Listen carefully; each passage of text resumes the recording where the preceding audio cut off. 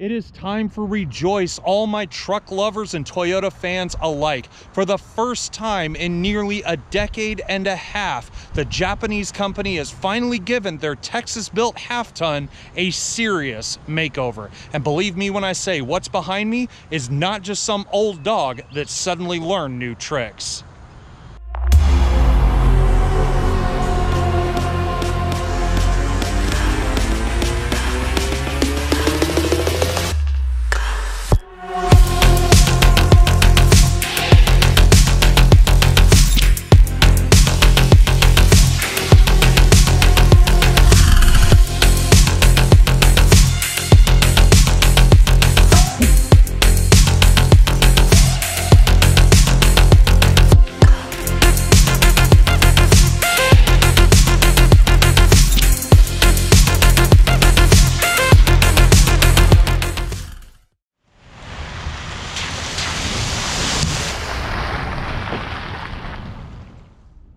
What's good, ladies and gentlemen, and welcome back to another car review here on the driveway, where this week we are finally sitting in something that has been 15 years in the making. We finally have gotten our hands on the all-new 2022 Toyota Tundra. Now, spoiler alert, this is not the first time I've driven this all-new Tundra, as back in January, Toyota put on a very small event prior to the Houston Auto Show, right not that far from my house. So therefore, I was able to actually drive this truck prior to a lot of dealerships and manufacturers actually getting to see it.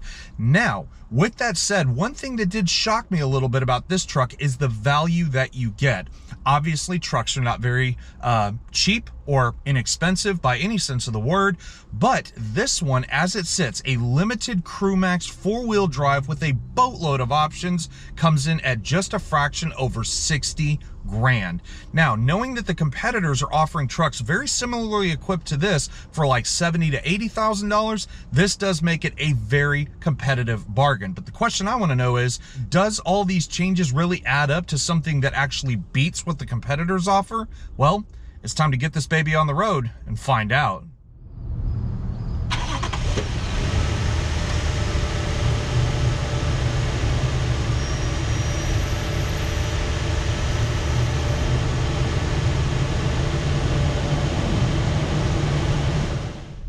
You know, it always seems when a car company says that they're going to reinvent one of their vehicles, in today's day and age, that usually means just a decent mid-cycle refresh. You know, give it a new face, update the technology, kind of resculpt a few bits here and there, and then they call it all new. But for Toyota, it has taken them 15 years to finally bring us a completely brand new Tundra from the ground up. And unfortunately, this complete reinvention has come at the dismay of many, many people, because number one, gone are the 4.6 liter and 5.7 liter V8s. Unfortunately, no 8-cylinder will ever grace a Tundra's engine bay ever again. Instead, what we have is a 3.5 liter V6. And that basically doesn't sound like a lot, because that's the same size engine and the same number of cylinders that you'd find in the Tacoma. Except now, Toyota has bolted 2 turbochargers to this thing. So now in base trim, this truck makes 389 horsepower and 479 foot-pounds of torque. That is a colossal difference over the old 5.7. But, you know, I mean, the electric element's been kind of creeping into different vehicle segments these days, and unfortunately, pickup trucks are the next thing in line. Now, we know Ford has done something with that, but Toyota decided we want in on that too. So what they did is they created a little electric system using a clutch system between the V6 up front and the 10-speed automatic transmission in the middle, and created the iForce Max. Now, believe me, Max is an understatement, because that engine creates 437 horsepower and a whopping 583 foot-pounds of torque. If that isn't enough to convince you that the Tundra is well into its stride now, well, I don't know what is. But you know, as with any vehicle, it's not all sunshine and roses driving this thing around. To start with, this truck is absolutely huge. It is not the size of something like a 2500 or 3500 from the competitors, But nevertheless, this thing covers a serious footprint here on Mother Earth. This thing is 5 inches longer, there or thereabouts, than its predecessor, and it's also considerably wider. So you do really have to kind of do this number when you're driving it around, especially if you're parking it forward in a parking spot, because trust me, you definitely do feel like, a lot bigger in here. Also, being a truck, being as big as it is, and being the fact that it makes as much power as it does, well, gas mileage is not going to be your friend. Right now, as it sits, I'm looking at about 15 miles to the gallon, and our friends at the EPA said that this version, without the hybrid engine, will make about 17 in the city and about 22 on the highway, which I've been driving it kind of like a grandma a little bit, and I haven't even seen anything close to it. But speaking of driving it like a grandma, there's one thing I haven't done yet, and that's put my foot to the ground.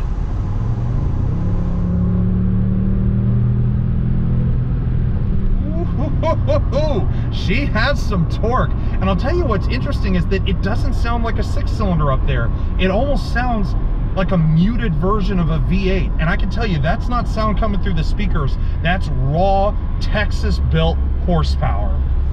Now, despite the powerhouse that lives up under the hood and this new 10-speed transmission in the middle, some other things about the Tundra have kind of stayed the same, with, again, a little bit of a revision.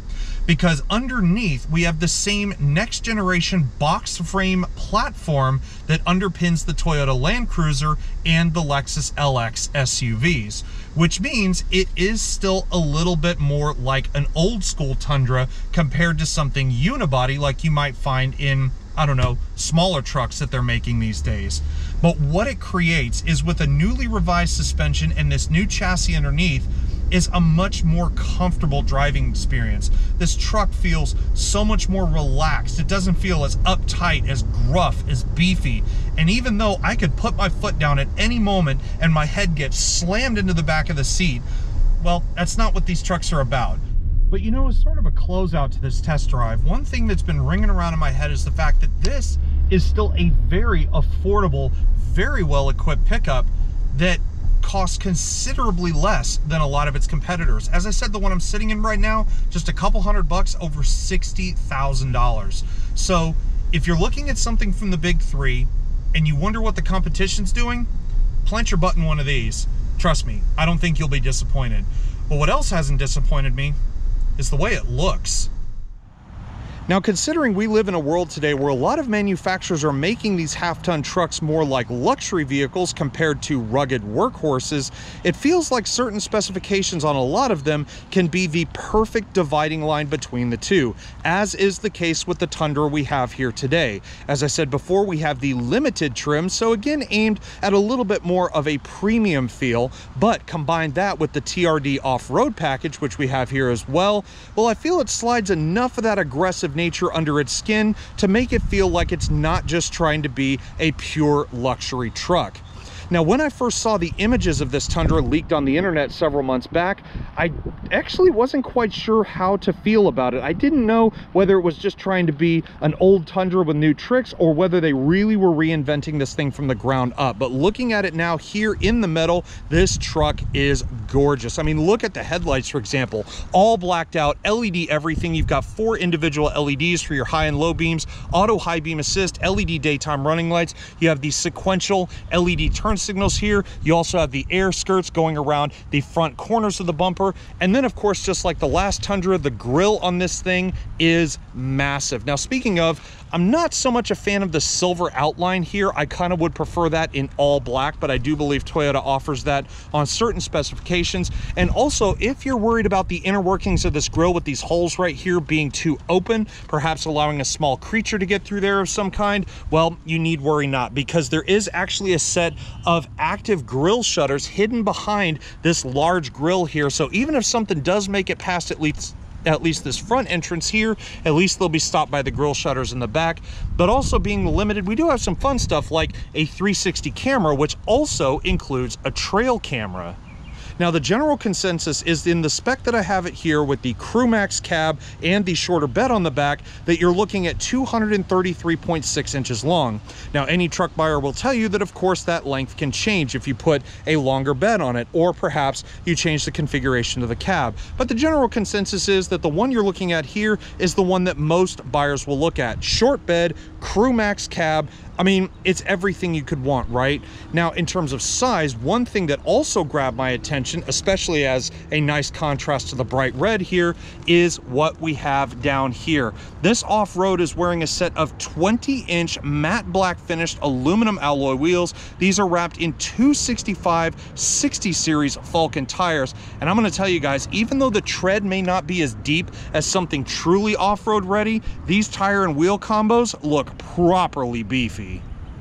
Now, considering its status on the trim level ladder, this limited trim actually offers quite a lot of new tricks that the old Tundra could only dream of. As you can see right now, to start with, the mirrors are now power folding. Yes, they have the cameras underneath them. Yes, they are body colored, and yes, they do have the blind spot monitoring with rear cross traffic alert, but it's nice to see, well, a little bit more luxury features on such a premium trim level. Beforehand, the Tundra just felt a little too basic in terms of its features. Now, one thing I do want to point out is you may notice we don't have any side steps on this particular one here. Because of the TRD off-road package, we actually have the rock rails down underneath, which is kind of nice because if you were to take this truck off into the boonies and you had a nice large set of side steps there, well, you may or may not risk them getting torn to shreds. Now, one thing that I may not be able to show you, but way up top, there is no sunroof on this particular model. See if I can get you guys way up there. Yep, no sunroof on this one, but that's not such a big deal to me. I could really care less about having a sunroof on my half-ton luxury / off-road truck. But of course, Toyota did give us the advanced keyless access, and the key itself is kind of plain. I mean, they could have put the Toyota logo on the back, but nevertheless, it all has the same functionality. Lock, unlock, you can release the tailgate via power function, you have panic, and you have the releasable key blade hidden underneath. Now, also considering that the mirrors are folded in, you can see the truck is locked at the moment, so having the key on me, I just grab the handle. When it unlocks, you can see that the mirrors automatically fold out. And if I want to lock it, there's a little touch sensitive area here on the front, and you just lay your finger to it. And just like the fact that this truck portrays a truly aggressive and rugged image from the front, when you look at it from the back, it looks just as beefy. And one cool thing is Toyota has included a couple of nice little tricks up the Tundra's sleeve.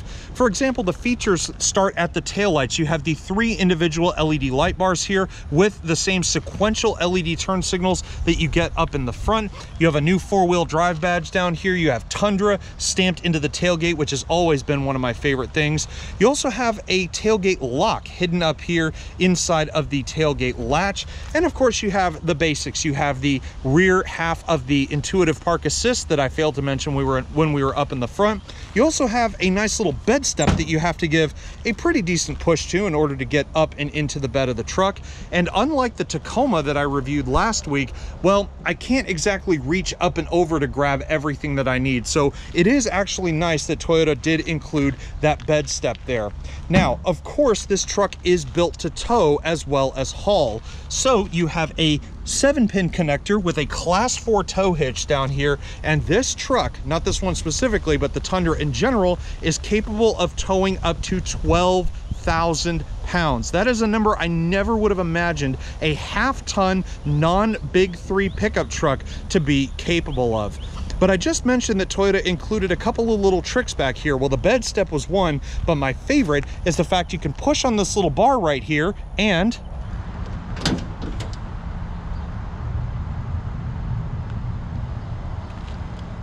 And now that the tailgate's down, you're probably wondering how much better can this thing do in terms of payload, despite the fact that it's already an eye-opener with an 18% increase in towing capacity. Well, I'm happy to report that the payload capacity for 2022 is up 11% compared to 2021. This thing will do almost 1,750 pounds, again, depending on which trim and configuration you go with. Now, this is still a modern truck, so not only do we have the bed hooks here and the LED bed lighting, but we also have an alternating current 120 volt up to 400 watt individual outlet hidden here in the back bed as well. So of course you can power all your electric devices from your Tundra as well.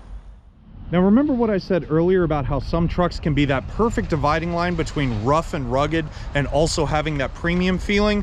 Well, this is one of them. The outside may look beefy, but when you're inside it, this is a very, very nice place to be. I mean, look at these seats, for example. You got black leather seats. I love the pattern in them. They're heated and ventilated for both sides. You got a driver's seat memory option as well.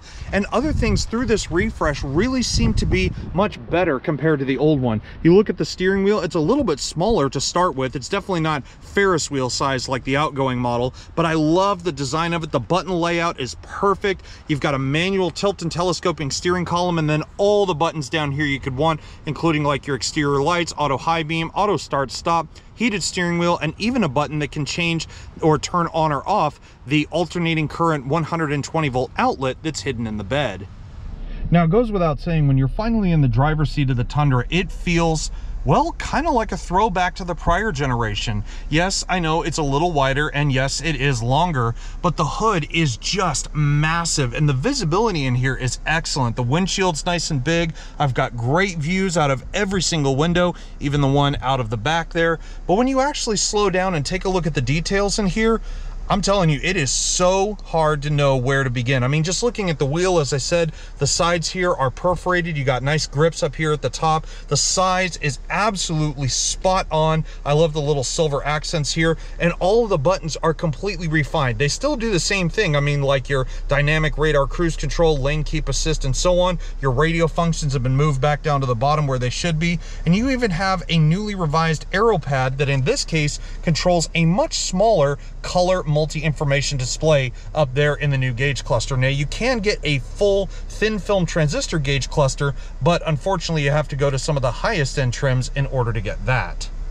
And of course, it's not just the size of this truck that has gotten bigger. Even the infotainment has been on the upgain here. I mean, look at the size of that screen. Good grief, where's the keyboard and mouse? That is a 14-inch infotainment screen. It is the size of a small television. Now, we'll get to that here in a second because there's a lot of stuff to go through. But one thing that I loved about the old Tundra that has kind of carried over into this one is how simplistic everything is. But I love how they've revised everything, like all the controls for the dual zone climate control system, heated ventilated seats, all that. And even further down in the console, like your trailer alignment, the button to turn on or off your 360 camera up here in the screen, your traction control and rear diff lock. Everything feels so much more modern, but it's all yet so simple. And I absolutely love that about how they've set everything up in here.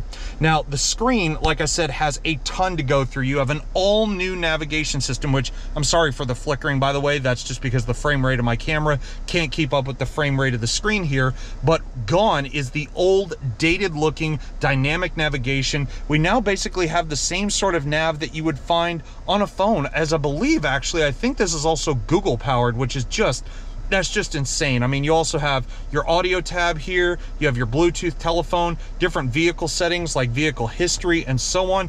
And the settings, well, there's not 15 different buttons for it. It's all under one tab. Even things like your sound and media, bass, treble, fade, all that, it's all here just in one scroll menu. But I think my favorite part of this whole thing is not just the fact that the navigation has been updated, but as I said, you pop this thing in reverse and yeah, you have a 360 camera, you have the normal backup camera, but look at all the different view modes that you have here. You have the button where you can line up your trailer ball absolutely perfectly. You can have the setting where the camera comes on under a certain speed when going forward. You can check out forward, side, rear bedside cameras, rear view cameras. I mean, everything is all here, and it's so much easier to work with than the old one. I could just pop it and drive right here, and as you can see, I can do the same exact thing that I just did in the backup camera here in the forward view camera. And also with this one being the TRD off-road, it wouldn't be complete without a trail camera. Look at this, approach and departure angle, you've got your yaw. I mean, like, what more do you need in an off-road / premium pickup? Now, while it's amazing basically having a small laptop screen for your infotainment, it would not be complete without a sound system to match. Now, as part of the options list, not standard on the Limited, is a 12-speaker JBL audio system. Now, we've had a lot of good luck with JBL systems, and this one is no different.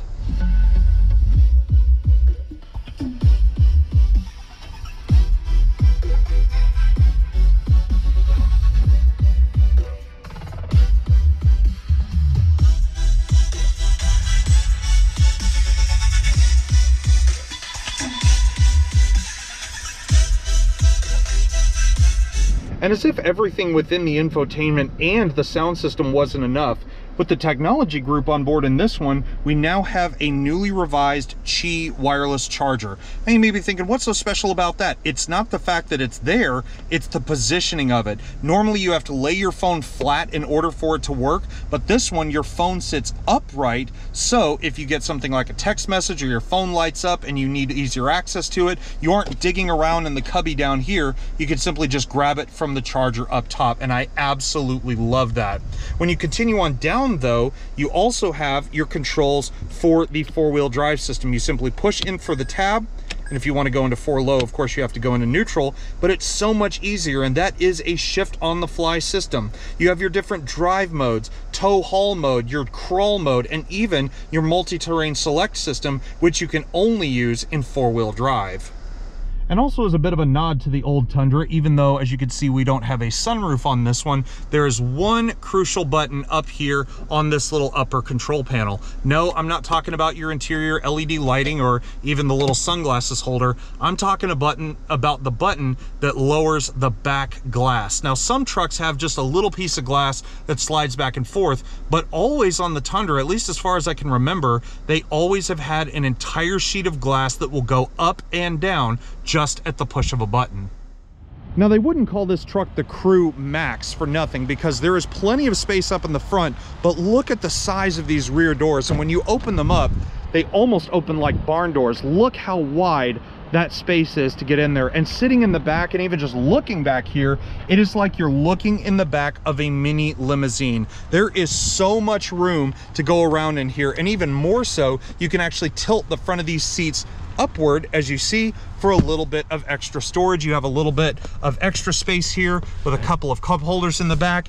But I'm telling you guys right now, I grab onto this grab handle, jump myself on up in, close the door, and look at the room back here. That seat is exactly where I'd be driving it. I'm over 6 feet tall, and I have a boatload of room between my knees and the back of the seat, and that is definitely saying something. Of course, you have an additional 120 volt, 400 watt outlet back here in the back. You also have 2 USBs, one USB and one USB-C down there in the bottom. You have a little bit more storage for your phone, but just, it feels so huge in here. It is amazing to think that I'm in the back of a pickup truck and not in the back of some kind of executive sedan. And unfortunately, ladies and gentlemen, this now wraps up our review and drive of the all-new 2022 Toyota Tundra. Now, I know this thing's received a lot of grief so far about the fact that obviously it's not a V8. You know, a lot of people who've been fans of the Tundra, they kind of expected the same from this new one. Well, trust me, everybody's moving with the times, and I do see a very positive future becoming for the Tundra. But anyways, guys, I hope you enjoyed the review, and if you did, give this video a thumbs up, and also while you're at it, don't hesitate to hit the subscribe button down below, because trust me, I always appreciate the support, and it does benefit the both of us at the end. At the end of the day, though, my credit goes right back to Toyota USA for lending us this Tundra to drive around for more than just a few minutes. But at the end of the day, guys, I hope you enjoyed the review, and I will see y'all next time. Take care, everybody, and stay safe.